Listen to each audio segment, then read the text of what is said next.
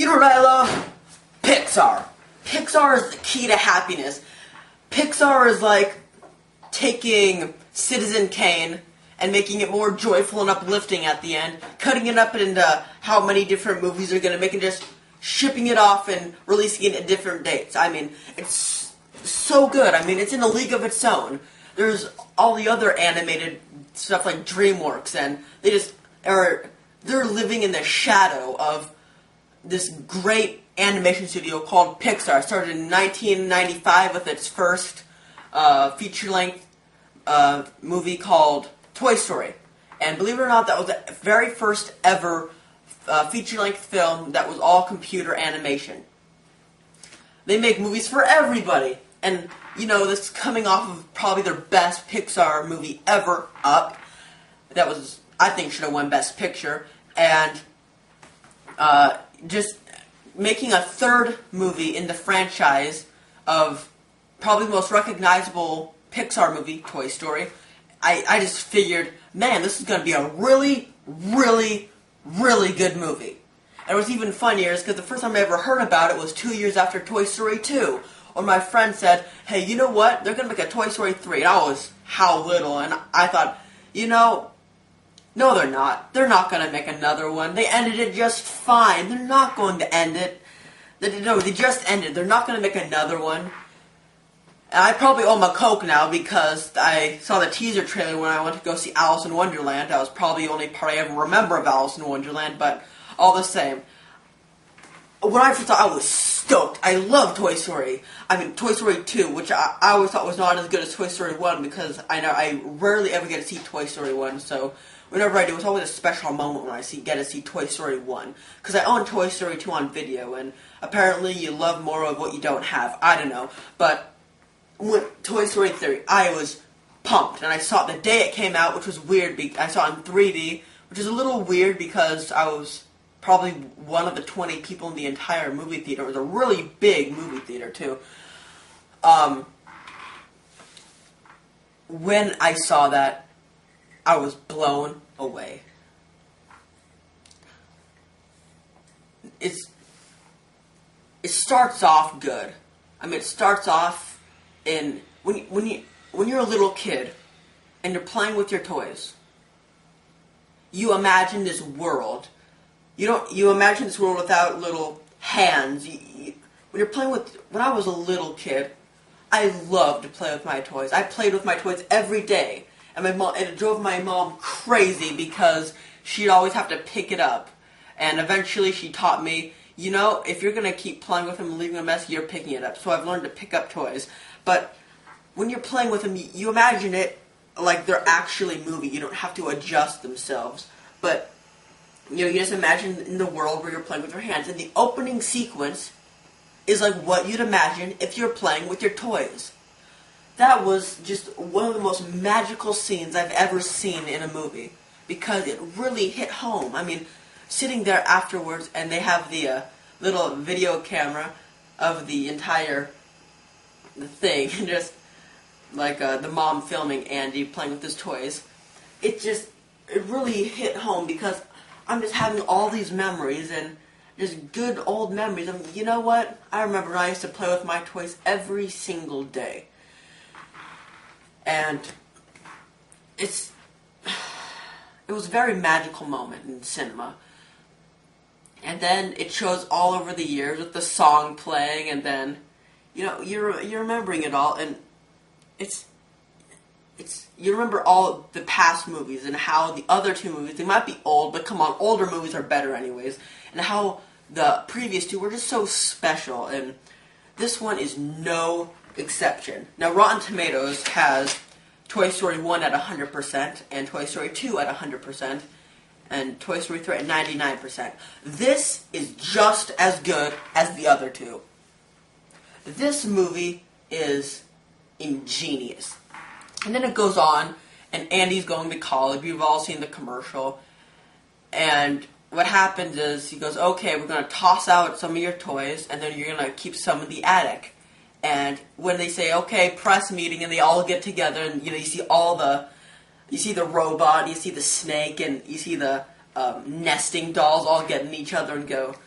And then it goes, okay, press meeting, and then Slinky says, this is it, and you look around, and there's maybe 20 toys at the max. And, Bo Peep's not there, which I never liked Bo Peep anyway.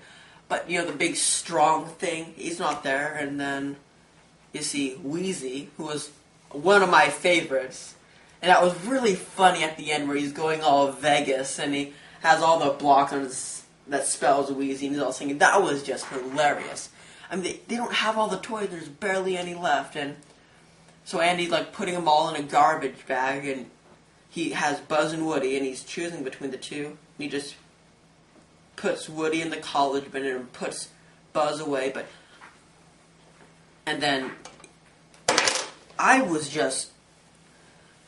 This is a really good movie, and the plot is they end up going to Sunnyside, which is like a daycare, and they go from the curb to Sunnyside. You have to see the movie to really get it, because it'll take too long to explain.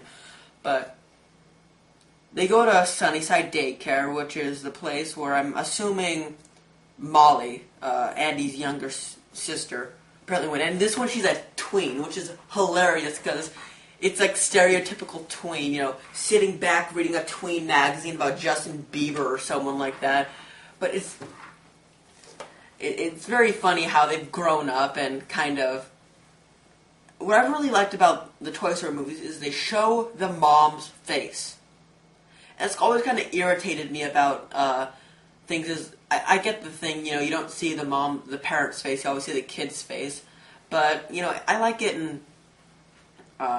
the Peanuts or something, but I never really quite understood why you never see the adult's face. I don't get it. But you finally, that's why I kind of like it. You always see the human's face. And I see how, when you look at Toy Story 1 and 2, and then you go back and watch Toy Story 3, the animation has just advanced. Because I remember seeing Molly in the first one. She looked like this evil zombie doll resurrected and turned, had some weird fail in the process of turning into a human or something. It was just like, I was destroying everything. And the jewel, it was really good animation for its time, but now it kind of look back, it looks a little odd, it looks a little more puppet, but I don't matter. It doesn't change the fact that it's still a good movie. Which I don't like about nowadays. Everyone goes, oh, it doesn't have good graphics, it's not a good movie. Well, guess what? Gojira, the original Godzilla movie from 1954, has, what people consider bad effects nowadays, and it's one of the best movies ever. So they're in Sunnyside, and then they get put into the Caterpillar room, and then they're all waiting to get played because they haven't been played with for years. And then they come out, and it turns out the Caterpillar room is the toddler room. And you get an action sequence that makes a James Bond chase scene look like, I don't know, the worst NASCAR race in the history. I mean, a NASCAR race when it's during a red light where they all have to sit there.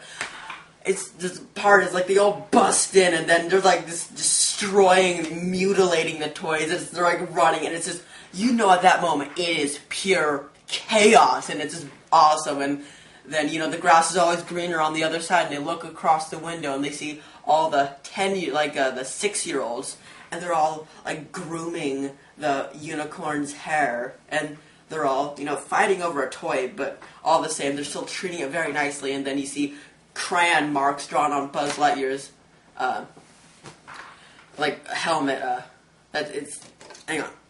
Alright, when I was about 4 years old, it was my first time I ever went to Disneyland. And my grandparents bought me this. This is an actual Buzz Lightyear toy from the first Toy Story, and what's so awesome is this is what it looks like in the third movie. I mean, it really doesn't have a hand missing, but if you open open up that little hatchet right there. Hatchet, there isn't a hatch right here, but on the other one, when he opens up, he opens it up and yeah. I come in peace. Lightyear to the rescue. The laser light doesn't work, but he has like crayon marks like this, and he gets his things jammed, and he has that little thing missing. Of course, his Lightyear badge right there is gone, and when I saw that, alright, that's enough of buzz, but when I saw that, I was laughing my head off. Not only was this scene hilarious, but the scene was so familiar to me, which I really, really enjoyed. Because what I've always noticed about Pixar is it's not real, but it feels real, and it's convincing, and it's believable. That's what I like about Pixar. So, this movie ends really good. Lotso the Hugging Bear is probably the best animated villain for kids in probably the past history of the cinema. I mean, he's better than Cruella de Vil. He's better than the evil stepmother. Better than Man and Bambi. And I mean, he's like one of the best evil villains ever, and I love the backstory. So all in all, this movie is great. Just that at the end, they try to tug at your heartstrings, which I saw coming. Which I really saw coming. It was more intense than I had expected it to be, because if I didn't have eyelashes, there'd probably be tears running down my eyes when I saw that. But that ending, I saw it coming because obviously I feel this is going to be the last Toy Story we're ever going to see. And I was expecting a heartfelt ending, and it was definitely heartfelt. There were tears on the eyelashes, just about ready to fall. But when I saw Up, I cried because I did not expect that beginning to be so intense. And the ending wasn't as great as the beginning, because as Richard Roper says, it goes from great to good. But the whole movie is just fantastic. But this movie is just as good as Up. I hereby give this movie a 9 out of 10. Or 4.5 stars out of 5. This is Connor Nielsen of CS Reviews signing out.